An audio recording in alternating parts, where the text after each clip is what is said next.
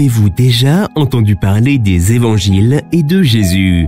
Ou en avez-vous entendu parler sans comprendre vraiment? Cette courte vidéo est là pour vous raconter les événements à l'époque où Jésus était sur terre et pour quelles raisons ils se sont déroulés.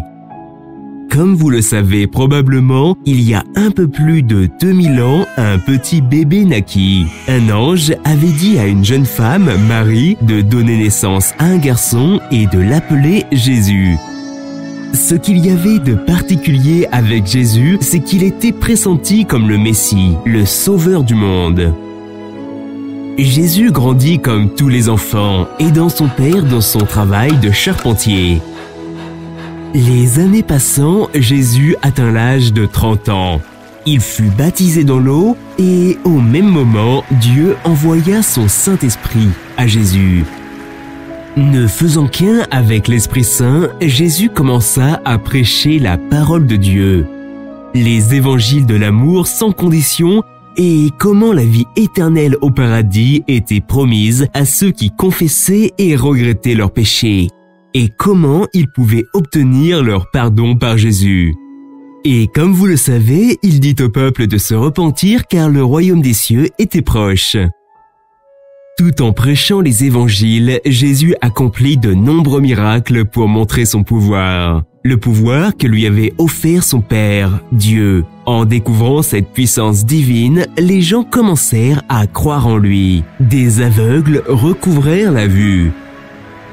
Des sourds purent entendre à nouveau, des paralysés se mirent à marcher, et des morts se levèrent de leur tombe ressuscités. Tout ça pour prouver la puissance de Dieu et pour prouver que Jésus était le Fils de Dieu. Ces guérisons clamaient qu'il était le Fils de Dieu et autres miracles fantastiques. Tout cela devint insupportable pour les chefs religieux juifs. Alors, ils le capturèrent au milieu de la nuit. Ils voulaient se débarrasser de lui. Jésus aurait pu s'enfuir, mais il est resté pour prouver son amour pour vous. Les Juifs décidèrent de le torturer comme un animal.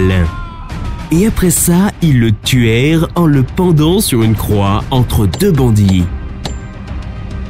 Juste avant de mourir, Jésus demanda même à Dieu de pardonner les hommes qu'il avait crucifiés. Quel amour incroyable! Quand Jésus, Fils de Dieu, mourut sur la croix, il emporta toutes vos maladies, vos souffrances et vos péchés avec lui. Un tremblement de terre et une tempête se déclenchèrent. Le Fils de Dieu était mort. Jésus fut enterré dans un caveau emprunté et laissé pour mort pendant 3 jours. Mais le 3e jour, Dieu redonna vie à Jésus. Il le ramena de la mort à la vie, en chair et en os. Après sa résurrection, Jésus prêcha sur terre encore 40 jours, avant de rejoindre son Père au paradis.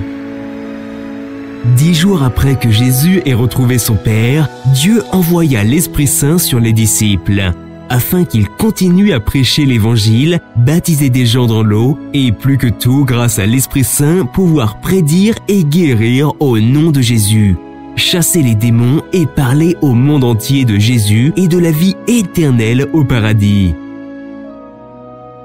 Et voilà, c'est tout.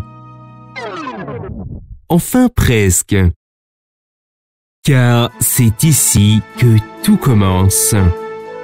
Car voyez-vous, 2000 ans plus tard, quiconque confesse et regrette ses péchés croit en la Bible et Jésus, Fils de Dieu, et en sa résurrection, peut faire partie de l'histoire.